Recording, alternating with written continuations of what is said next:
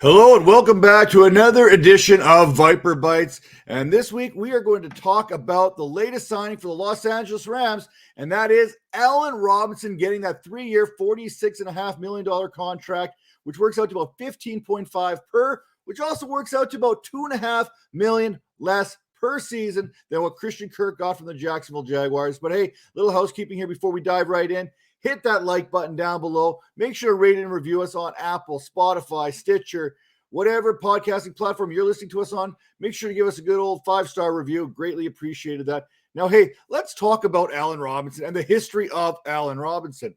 Now, hit the quarterback play that he has had in his career, even going back to even university at Penn State, it has not been good. And I don't think I'm underselling this. Listen, here's the names that Allen Robinson has played with.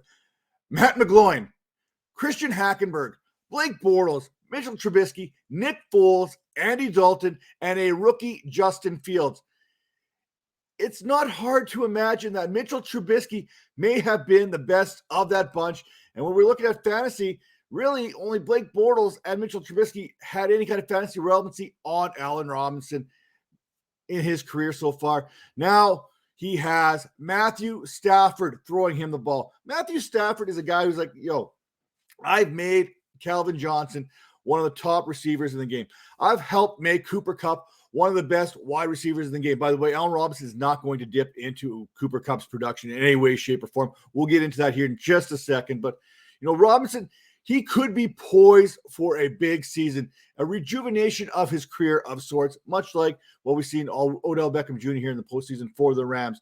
Look, prior to last season, Robinson had back-to-back 150-plus target seasons, 154, 151. Robinson also had two other 150-plus target seasons back with the Jacksonville Jaguars when he recorded 151 targets in back-to-back seasons in Duval County.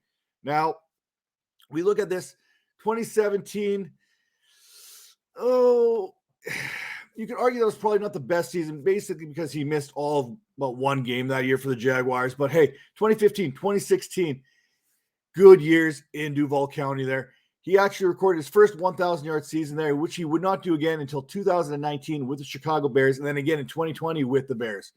In 100 games throughout his career, split between the Jaguars and the Bears. I'm starting to think he has a little thing for animals here right now when it comes to selecting teams, but 495 receptions, 6,409 yards, 40 touchdowns. That is what the Los Angeles Rams are inheriting in this pass catcher. Now, we know last year was a down year. A rookie quarterback who played like a rookie for most of it. Injuries, they played a role in what was his worst season to date. I mentioned 2017, he missed all but one game, so we're just going to ignore that. So in 12 games, Robinson had 38 receptions on 66 targets for 410 yards and one touchdown. Now let's take a deeper look into those targets because not all targets are created equal. In fact, only 68.7% of his targets were deemed catchable. That was the 8th fewest in the National Football League. Not good. Now for fantasy, let's take a look at what Allen Robinson and that quarterback, whoever that may have been, have kind of done in the last few years. 2014, Blake Bortles, 11.5 points per game on average. Wide receiver, 38. 2015, again, Bortles, 19 fantasy points per game. Wide receiver, 8. 2016, Bortles, 12.3, wide receiver, 33. 2017 was that missed season. 2018 was Trubisky, 11.9, wide receiver, 32. 2019, 15.9, wide receiver, 9 that year. 2020, Foles and Trubisky teamed up there, 16.4 fantasy points per game for Allen Robinson, wide receiver, 13. And then again, 2021, Fields, Dalton, 7.1 fantasy points per game, wide receiver, 88. One of these things doesn't really add up. I mean, you've got some good wide receiver numbers there. You've got 3 of them in those 8-year period. So we know Allen Robinson can get the job done. Now imagine what he can do with a good quarterback. I read you those names. It is not something that, well, it doesn't make you feel good. Yeah, in fact, you kind of feel sorry for Allen Robinson, then you kind of really respect what he's been able to do. Now let's talk more current here with the Rams. Odell Beckham Jr., he came to the Rams midway through the season last year, caught 27 passes on 48 targets, 305 yards, and 5 touchdowns. Big-time red zone threat for the Rams. Robinson, I think he could slide right into that kind of role for the Rams as well. Now, those numbers, those are actually better than what we've seen from Robinson with that combination of Fields and Dalton last year. So, I mean, when you're getting Odell Beckham Jr. outproducing Allen Robinson in only 8 games, it's a 4-game difference between the two. You know, brighter days are ahead for Robinson. Now, with Robinson, talk about that end zone, that red zone threat that Odell Beckham Jr. was. Robinson is one of the better contested pass catchers in all of football. Hey, look what his quarterbacks he's played with. Every pass is a contested catch. Well, seriously, look at it. It's not good. Now, the Rams were among the most pass-heavy teams in all game situations last year, ranking 3rd in pass rate when the game was within one score, 65.1%, 5th when trailing, 71.5%, and 8th when leading a game at 55.9%. And as a result, look, the Rams were 10th in pass attempts per game at 35.7. Just for reference here now, when we talk about, we know there's 35.7 targets, passes going to be out there for the Rams, give or take, maybe more, maybe a few less. It's not out of the realm of possibilities that the Rams could have a trio of 1,000-yard receivers. Look, if everyone was healthy last year, Amari Cooper, CeeDee Lamb, Michael Gallup, all could have challenged for that. Tampa Bay had Evans, Godwin, Antonio Brown, all 3 receivers on both these teams easily could have had triple-digit targets in 2021. So the targets will be there for these wide receivers in Los Angeles. Now, the question is it going to be 3 wide receivers? Is it going to be 4? Is Van Jefferson going to play into it? Listen, you have the potential of having not only Cooper Kupp and Allen Robinson, you have Odell Beckham Jr. as a possibility there. You have Robert Woods as a possibility there. And then the aforementioned Van Jefferson. Now, how is this all going to shape out? I preach for every action, there's an opposite and equal reaction. And the Rams are the masters of this. We've seen Robert Woods go down last year. They went off and they traded for Odell Beckham Jr.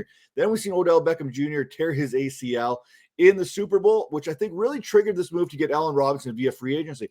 So what's next for the Rams? Will they bring in Odell Beckham Jr. back on maybe a cheaper contract, knowing he's coming back from an ACL? It's going to take him some time.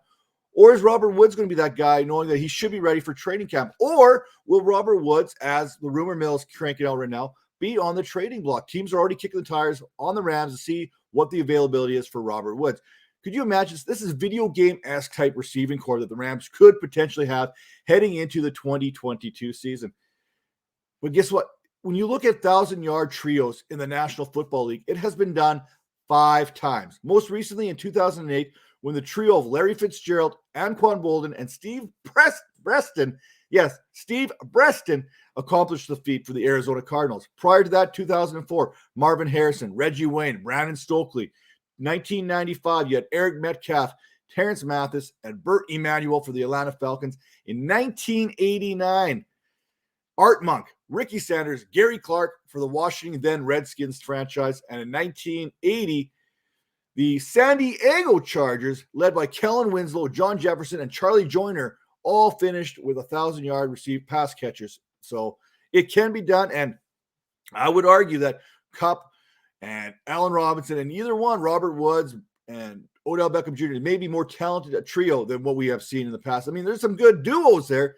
Hard to argue with Reggie Wayne, Marvin Harrison, Larry Fitzgerald, Anquan Boldin. But when you look at the third wide receiver, whoever the Rams are bringing back, whether it be Woods, Odell Beckham Jr., heck, it could be both. This is, without a doubt, in my mind, the most talented trio potentially on paper heading into the 2022 season. Now, when we look, one more thing, Odell Beckham Jr., we know they'd like to work things out. Things worked out really good for him. Robert Woods on the trade block, he could also come back. I mean, so many options for the Rams. And we know the salary cap is just a myth to the Rams. We watched what Deshaun Watson got from the Cleveland Browns and what Cleveland had to give up 3 first-round picks. Basically, Cleveland says, we don't want no first-round picks. The Rams have been doing this model for multiple years now, saying, hey, we don't need no stinking draft picks. We are going to build via free agency. We're going to bring good players in. And you know what? When we do have a first-round pick, it's going to be pick 28, 29, 30, somewhere deep in the draft where it's not going to really matter. The Rams have not been afraid to, I don't want to say jeopardize their future, because their future is still looking pretty good if you look at this roster, how it's constructed. But the Rams, they don't need no first-round picks. They don't need no second-round picks. They want to bring good players in, and you can guarantee they're going to have a very talented trio of wide receivers heading into 2022, led by Cooper Kupp and Allen Robinson, because get ready, because there is going to be an Allen Robinson resurgence in Los Angeles to kind of close out a Hollywood story for him, especially after that first opening act there in Chicago last year with Justin Fields. No disrespect, Justin Fields. I get it. You're going to be a great quarterback in the future. But you know what is great right now, this moment? fantasypoints.com. Head over there right now, enter promo code Vipers22 and get 10% off that subscription today. And stay tuned, because we got more news and notes and signings and reactions coming up to you in the next few days. Take care.